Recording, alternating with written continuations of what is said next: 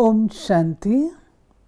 आज 15 नवंबर 1989 बाप दादा के अव्यक्त रूप के चले हुए मधुर महावाक्यों पर मनन और चिंतन करेंगे। बाबा की आज की मुरली का विषय है सच्चे दिल पर साहब राजी। आज विश्व की सर्व आत्माओं के उपकारी बाप दादा अपने श्रेष्ठ पर उपकारी बच्चों को देख रहे हैं। वर्तमान समय अनेक आत्माएं उपकार के लिए इच्छुक हैं, स्व उपकार करने की इच्छा है, लेकिन हिम्मत और ताकत नहीं है। ऐसी निर्बल आत्माओं का उपकार करने वाले आप पर उपकारी बच्चे निमित्त हो। उपकार सच्चे दिल से होता है। ज्ञान सुनाना मुख से भी हो सकता है। ज्ञान सुनाना ये विशाल दिमाग की बात है, वह वर्णन के अभ्यास की बात है। यानी ज्ञान सुनाना दिल की बात नहीं है ज़रूरी। आप ड्यूटी समझ के भी सुना सकते हैं। ये आपको अभ्यास है। रोज़ आप कोई चीज़ वर्णन करने लग जाओ तो अच्छे वक्ता बन जाओगे। तो दिल और दिमाग दोनों में अंतर है। कोई भी किसी से स्नेह चाहते हैं तो वो दिल का स्नेह चाहते हैं। मुरली का हेडिंग ये है सच्चे दिल पर साहब राजी। तो इसमें सारी बात दिल की बताई गई है। दिमाग वाले बहुत हैं। आप दिमाग से हैं किसी मिठाई की दुकान पे जाएं, आप दिमाग से कहें मैंने लड्डू खा लिया, तो वो तो दिमाग का ही लड्डू खाए ना, ख्याली पुलाव पकाए ना। इसलिए बाबा कहता है वो सोच में रहते हैं, वो प्राप्ति का अनुभव करते हैं। तो दिल और दिमाग दोनों में अंतर है। कोई भी किसी से स्नेह चाहते हैं तो वो दिल का स्नेह चाहते हैं। बाप दादा का टाइटल दिल वाला है। दिलाराम है। दिमाग दिल से स्थूल है, दिल सूक्ष्म है। ये खास नोट करने की बात है। यही लोग समझते हैं दिमाग सूक्ष्म है। कहा भी जाता है सच्चे दिल पर साहब राजी, लेकिन दिल से याद करने वाले पॉइंट अर्थात बिंदु रूप बन सकते हैं। वो पॉइंट रिपीट कर सकते हैं, लेकिन पॉइंट रूप बनने में सेकंड नंबर होंगे। यानी दिमाग वाले किसी भी पॉइंट को रिपीट कर देंगे, लेकिन खुद पॉइंट बनने में नंबर 2 पीछे रह जाएंगे, रिपीट करने में फर्स्ट। और दिल वाले जो हैं वो पॉइंट बन सकते हैं। कभी सहज कभी मेहनत से बिंदु रूप में स्थित हो सकेंगे। सच्चे दिल वाले सेकंड में बिंदु स्वरूप बाप को याद कर सकते हैं।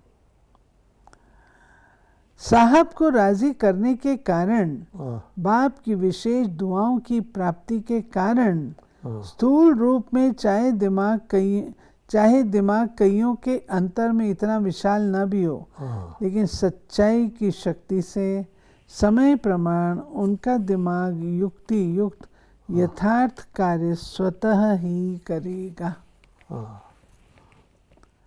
क्योंकि बुद्धिवानों की बुद्धि बाप को राजी किया हुआ है। जिसने भगवान को राजी किया वह स्वतः ही युक्ति युक्त होता है। नेचुरल आउटफ्लो हो जाएगा उसका। दिल वालों का तीर दिल तक लगता है। ये नेक्स्ट बात बाबा बता रहे हैं।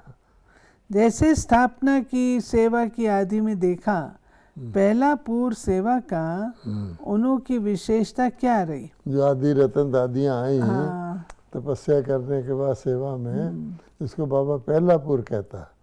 तो उनकी क्या विशेषता थी बाबा ने बताया? कोई भाषण की विशेषता नहीं थी। सच्चे दिल का आवाज था, हाँ, इसलिए दिल का आवाज अनेकों को दिलाराम का बनाने में निमित्त बना। यानी वो आई, भाषा गुलाबी थी। हाँ, यानी भाषा उनकी कोई भाषण जैसी नहीं थी, लेकिन जो दिल का था ना आवाज़, उसने कमाल कर दिया। बाबा ने बड़ा अच्छा कहा है, भाषा गुलाबी थी लेकिन नैनों की भाषा रूहानी थी। हाँ, जैसे कहते ना इसमें मीठा गुलाबी है, यानी थोड़ा हल्का है ना। तो इसलिए बाबा कहता कि भाषण नहीं करना जानते थे, लेकिन दिल से। उसमें भी कोई सिर्फ विशाल दिमाग की नज़र से चेक करते हैं, हाँ, उनका अलबेलेपन का चश्मा होता है।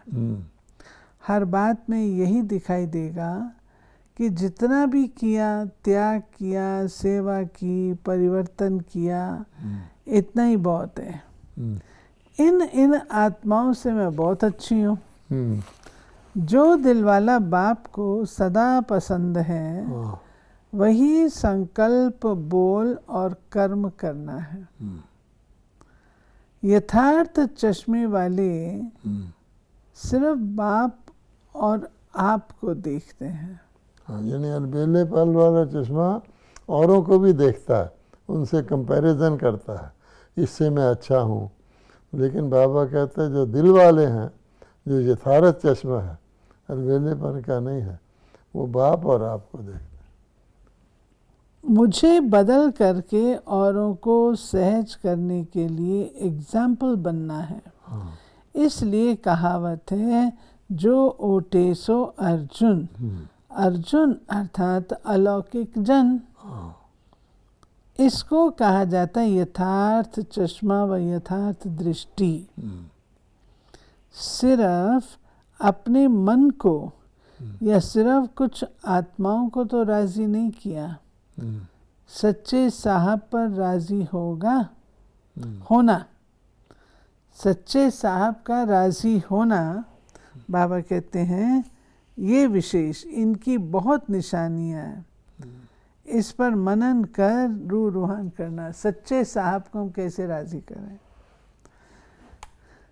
फिर बाबा के सामने टीचर्स भी बैठी हैं, तो बाबा कहते हैं, आज की दुनिया देखना चाहती है, तो टीचर्स का यही विशेष कर्तव्य है, करके दिखाना, अर्थात बदल करके दिखाना। यानी दुनिया आज सुनने से तंग आ गई है, सुन के थक गए हैं, क्योंकि बाबा के वो प्रैक्टिकल देखना चाहते हैं। सदा सर्व आत्माओं प्रति परोपकारी, सदा सच्चे दिल से सच्चे साहब को राजी करने वाले, विशाल दिमाग और सच्चे दिल का बैलेंस रखने वाले, सदा स्वयं को विश्व परिवर्तन के निमित्त बनाने वाले, स्व परिवर्तन करने वाली श्रेष्ठ आत्मा, श्रेष्ठ सेवाधारी आत्मा, समझ आगे बढ़ने वाले, ऐसे चारों ओर के विशेष बच्चों को बाप दादा का याद, प्यार और नमस्ते। फिर बाबा दिल्ली के ग्रुप से बैठा। अच्छा।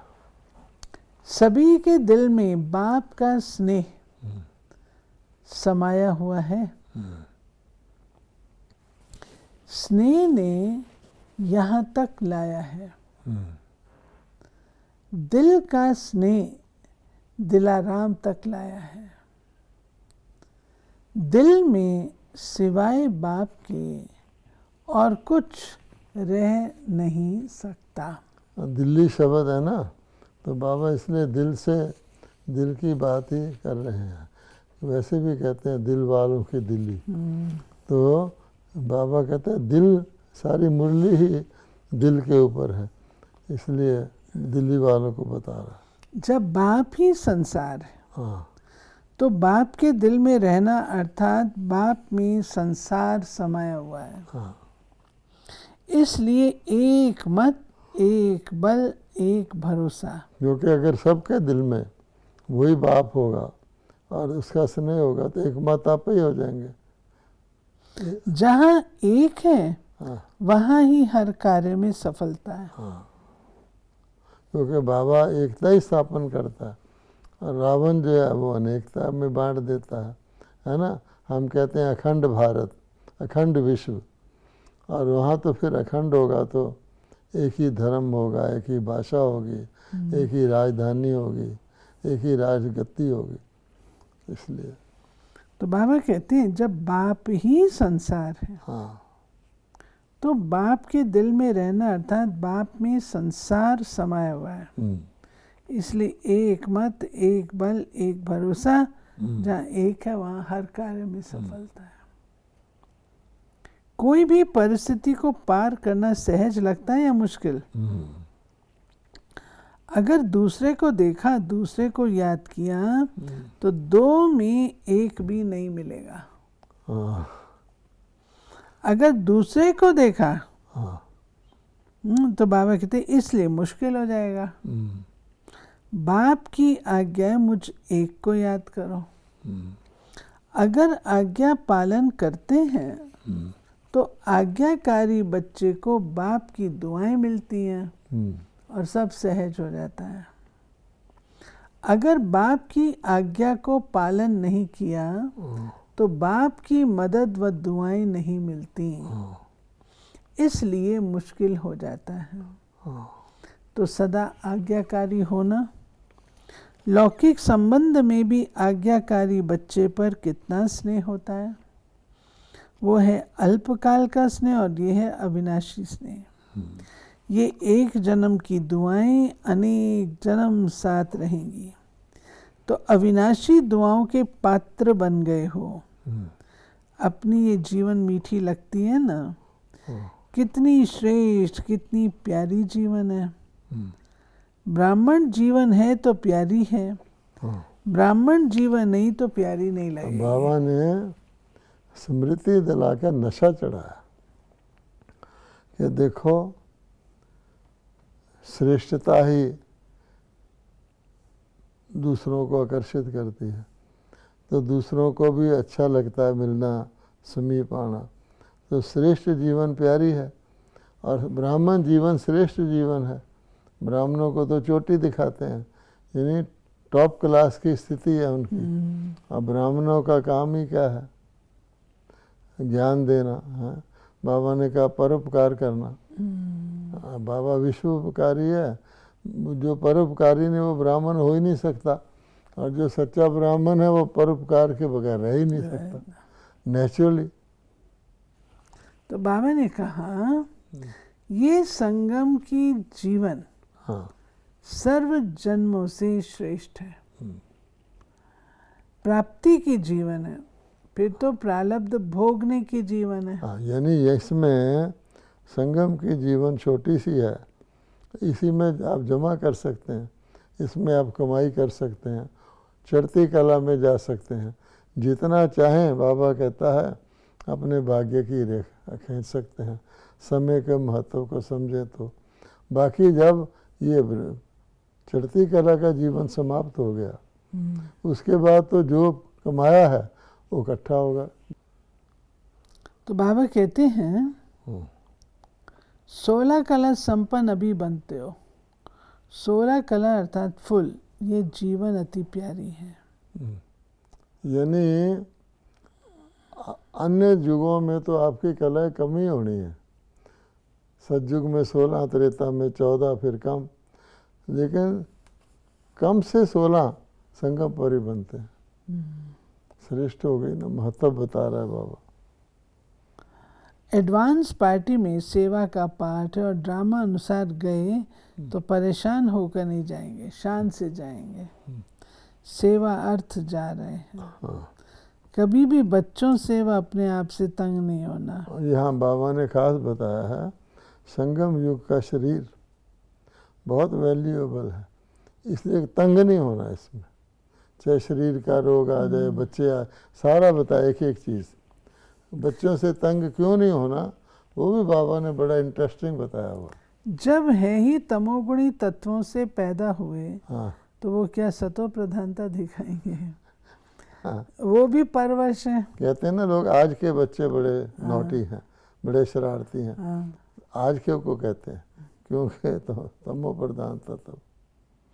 आप भी बाप की आज्ञाएं कभी कभी भूल तो जाते हो ना। बाबा ने कहा कि बच्चे कहना नहीं मानते, तो बाबा कहते पहले अपने को देखो, भगवान क्या कहना श्रीमत उसको भी भूल जाते हो, आप भूल जाते हो, तो छोटे बच्चे भूल गए तो क्या बड़ी बात।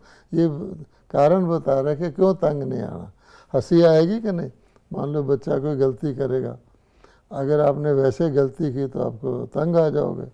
अगर ये सोचो मैं कितनी गलतियां करता हूँ, भगवान के कहने में भी मैं मिस कर जाता हूँ, तो हंसी आएगी, बेचारा बच्चा है। चलो, तो जब आप भूल कर सकते हो तो बच्चों ने भूल की तो क्या हुआ? हाँ आप भी तो बाप की आज्ञाएं कभी कभी भूल जाते हो। हाँ जब नाम ही बच्चे कहते हैं तो बच्चे माना क्या, हाँ चाहे बड़े भी हों, लेकिन उस समय वो भी बच्चे बन जाते हैं, अर्थात बेसमझ बन जाते हैं। हाँ। इसलिए कभी भी दूसरे की परेशानी देख खुद परेशान नहीं होना। वो कितना भी परेशान करें, आप शान से क्यों उतरते हो? कमजोरी आपकी व बच्चों की। मतलब कोई आपको तंग करने की कोशिश कर रहा है और वो भी एक बच्चा, तो आप उससे तंग आ जाओ, तो फिर ताकतवर कौन हुआ? वो तो बहादुर हो गए जो आपको शान से उतार देते हैं और परेशान कर देते हैं। ये बातें सिंपल एग्जांपल देके बाबा हमें सच में दिल खुश कर रहा है। तो कभी भी स्वप्न में भी परेशान नहीं होना, अर्थात श्रेष्ठ शान से परे नहीं होना। अपने शान की कुर्सी पर बैठना नहीं आता तो आज से परेशान नहीं होना, चाहे बीमारी से, चाहे बच्चों से, चाहे अपने संस्कारों से या औरों से भी परेशान हो जाते हो ना। कई कहते हैं और सब ठीक है, एक ही ये ऐसा है जिससे परेशान हो जाते हैं। ये भी हर चीज का बाबा ने उत्तर दिया। तो परेशान करने वाले बहादुर नहीं बने, हाँ आप बहादुर बनो। हाँ चाहे 1 हो चाहे 10 हो, लेकिन मैं मास्टर सर्वशक्तिवान हूँ, कमज़ोर नहीं हूँ। होना चाहिए ये कि मुझे करके दिखाओ परेशान। जब तक हम परेशान होना नहीं चाहते, हमें कोई परेशान नहीं कर सकता।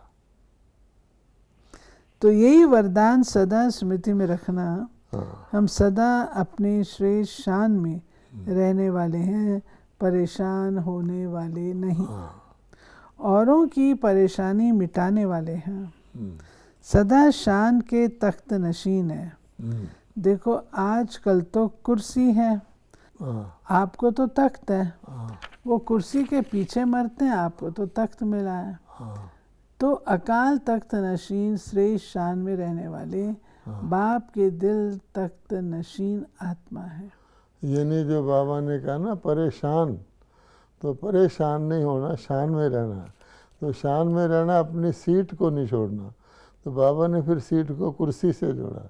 आजकल भी लोग अपनी कुर्सी के पीछे लटकते हैं ना, तो बाबा ने कहा उनकी तो कुर्सी है, तुम्हारा तो तख्त है। तो तख्त बैठने वाला भी अगर परेशान हो जाए, तख्त पर तो राजा बैठता है, अधिकारी बैठता है, इंद्रिय जीत बैठता है। तो ये भी याद रखेंगे कि हम तख्त भी हम भगवान के दिल का तख्त भी हमको मिला हुआ। बाप के दिल तख्त नशीन हो गए तो परेशान कैसे होंगे? दिल्ली फाउंडेशन ने सेवा का, फाउंडेशन कच्चा हुआ तो सभी कच्चे हो जाते हैं। फिर बाबा बॉम्बे के ग्रुप से मिले। जैसे नहीं होता है कि आदमी के ऊपर आदमी खड़ा हो जाता है, अगर नीचे वाला ही हिल गया तो सारे गिर जाएंगे। तो इसलिए बाबा ने कहा दिल्ली फाउंडेशन है, तो फाउंडेशन को ज़्यादा ध्यान रखना पड़ता, जैसे पूर्वज को ज़्यादा ध्यान रखना पड़ता, नहीं तो उसके वंशज भी वो अवगुण ले लेंगे। सभी शांति की शक्ति के अनुभवी बन गए हो ना। बॉम्बे के लिए याद क्या है? शांति की शक्ति है ना, इससे व्यक्ति भी बदल जाएंगे तो प्रकृति भी बदल जाएगी। इतनी शांति की शक्ति अपने में जमा की है, व्यक्तियों को तो बदलना है ही, लेकिन साथ में प्रकृति को भी बदलना है। बाबा कहता है व्यक्तियों को तो तुम कोर्स करा के ज्ञान सुना के बदल दोगे, प्रकृति कोई कोर्स थोड़ी करेगी आपसे। ये पानी उछाल मार रहा है उसको शांत करो, तो वो तो शांति की शक्ति से करेंगे ना। एक ही संकल्प बाप और आप, इसी को योग कहते हैं। हाँ, समाने की शक्ति है ना, विस्तार करने की शक्ति ज्यादा है। कई ऐसे कहते हैं जब याद में बैठते हैं तो और संकल्प और चलते हैं। हाँ, इसको क्या कहेंगे? समाने की शक्ति कम और विस्तार करने की शक्ति ज्यादा। हाँ, देखो दोनों शक्ति। तो बाबा कहता है कि अगर और संकल्प चलते हैं समाने की बजाय, तो दूसरी शक्ति ज़्यादा है विस्तार की, सार में लाने की कम है। लेकिन दोनों शक्ति चाहिए, जब चाहे जैसे चाहे विस्तार में आने चाहे विस्तार में आए, और समेटना चाहे तो समाने की शक्ति सेकंड में यूज कर सके। यहाँ ये बात नोट करने की है कि हर शक्ति की ऑपोजिट शक्ति है और दोनों की आवश्यकता है। जैसे हम कहते हैं लवफुल और लाफुल, कोई व्यक्ति लवफुल बन जाए कि मेरे तो लवफुल की शक्ति आ गई, लेकिन अगर लाफुल की नहीं है तो लवफुल क्या होगा? ज़्यादा किसी को लाड प्यार करो वो बिगड़ जाएगा। आपने चावल बनाना है, उसमें पानी भी डालना और सुखाना भी आग से, अगर पानी ज़्यादा डाल दोगे तो क्या होगा? इसलिए बाबा कह रहा है कि विस्तार और सार, ऐसे नहीं कि सार की को धारण करना, मौके पर विस्तार भी कर सकें, ये बात है। तो बाबा कहते हैं ब्रेक पावरफुल हो, हाँ, कंट्रोलिंग पावर हो। हाँ, चेक करो कितने समय के बाद ब्रेक लगता है, 5 मिनट के बाद या 10 मिनट के ये बाद। भी हम चेक कर सकते हैं। मान लो हमने किसी संकल्प को रोकना है तो इमीडिएटली रोक सकते हैं। संकल्प को चेंज करना है, एक जगह से दूसरी जगह धारण करना है, साकार लोक से मान लो सूक्ष्म लोक में ले जाना है, या वाचा से शांति में ले जाना है, तो बाबा कहते हैं ब्रेक चेक करो। इसको कंट्रोलिंग पावर कहा। 5 मिनट के बाद या 10 मिनट के बाद। हाँ, फुल स्टॉप तो सेकंड में लगना चाहिए। हाँ, अगर सेकंड के सिवाय ज़्यादा समय लग जाता है तो समाने की शक्ति कमज़ोर है। हाँ, बहुत जन्म विस्तार में जाने की आदत पड़ी हुई है, इसलिए विस्तार में बहुत जल्दी चले जाते हैं, लेकिन ब्रेक लगाने व समेटने में टाइम लग जाता है। तो टाइम भी बता रहे हैं, 1 सेकंड, और एक क्वेश्चन भी सुना रहे हैं। बाबा ने कहा क्या, तुमको तो क्वेश्चन पेपर भी मैंने पहले बता दिया कि आपको क्या क्वेश्चन आएगा और कितने टाइम में सॉल्व करना है। तो टाइम है 1 सेकंड, और क्वेश्चन क्या है, मैं कौन हूँ, और कोई याद नहीं आए, फुल स्टॉप। एक बाप और मैं, तीसरी कोई बात नहीं। ये कर लूँ, ये देख लूँ, ये हुआ नहीं हुआ नहीं, इसी कोई अपनी यादगार में नष्टो मोहा स्मृति स्वरूप कहा है। बस सेकंड में मेरा बाबा, दूसरा ना कोई। तो ये अभ्यास चलते फिरते बीच बीच में करते रहो, कोई भी संकल्प ना आए, फुल स्टॉप कहा और स्थित हो गए, क्योंकि लास्ट पेपर अचानक आना है। अचानक के कारण ही तो नंबर बनेंगे ना, लेकिन होना 1 सेकंड में है। जरा भी कमी ना हो, सब में भरपूर। खाली होंगे तो हलचल होगी, भरपूर होंगे तो अचल होंगे। तो सदा इसी वरदान को याद रखना, सदैव सर्व खजानों से संपन्न अचल अडोल रहने वाली आत्मा है। माया को हिलाने वाले हैं, स्वयं हिलने वाले नहीं।